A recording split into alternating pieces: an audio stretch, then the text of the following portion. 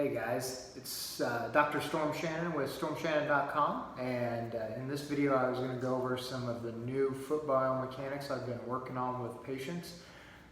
So there's a lot to be said for how your feet move, and especially how well your big toe engages as to what is going on through your entire system. So there's an interesting reflex where if your big toe does not separate and grab the floor, like it should when you're balancing on one leg. I see a lot of people, this big toe comes up or it shoots out.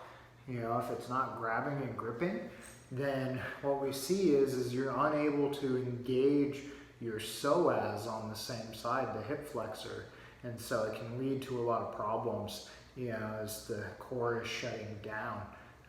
And putting undue stress on your back, that can lead to all kinds of issues all the way up the chain. So, in this video, we're going to go over some really basic ideas of what you can do to improve that.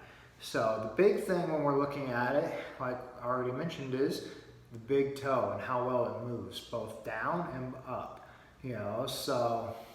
And it's one of those where even when I pull my big toe down, like I can feel some discomfort there, like it's a little bit tight, So, to work on it, if I'm working on pulling the big toe down, I'm going to pin the top right along where the tendon sits, and I'm going to go through there and I'm going to pin and pull. And I'm just going to work my way all the way up that tendon and come back down.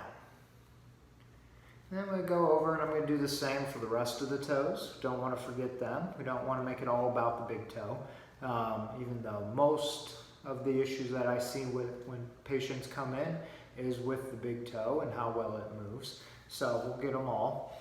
If I'm going to work on the extension of the big toe, then I'm going to work right through this arch. And this is where we start getting into a discussion on plantar fasciitis that people tend to have.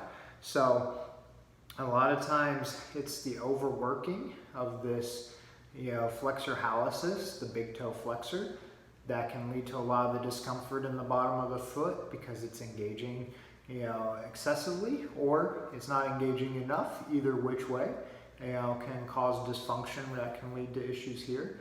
And it starts to creep up into the calf compensating, which makes your Achilles tight, and starts to pull on the plantar fascia as well. So for the bottom of the foot, we're going right below the knuckle of that big toe, and we're starting to put pressure in there, and then we're pulling that big toe up, and we're working our way all the way through that bottom of that foot.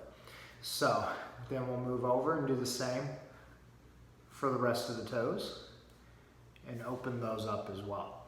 Once you're done, if we do have an issue with it shutting down the psoas, then we're going to have you jump into what the psoas pumps. So you can, flip over to that video. I'll do a quick demonstration, but not get into too much of the details.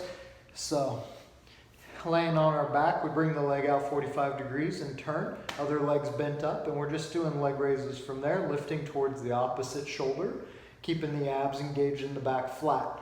So, so you can do some of those immediately afterwards to activate that psoas. The next big thing we want to do though is start activating those little muscles in the feet. So we're going to do that through a series of balance challenges. Initially, really simple. We're just working on balancing one foot, bringing the other knee up to waist high, and I want to feel my toes gripping the ground. I want to feel them engage. Make sure they're not shooting up towards the ceiling and coming up, or shooting out. Really feel them grab the ground. I'm going to hold for 20 seconds and I'm going to switch back and forth.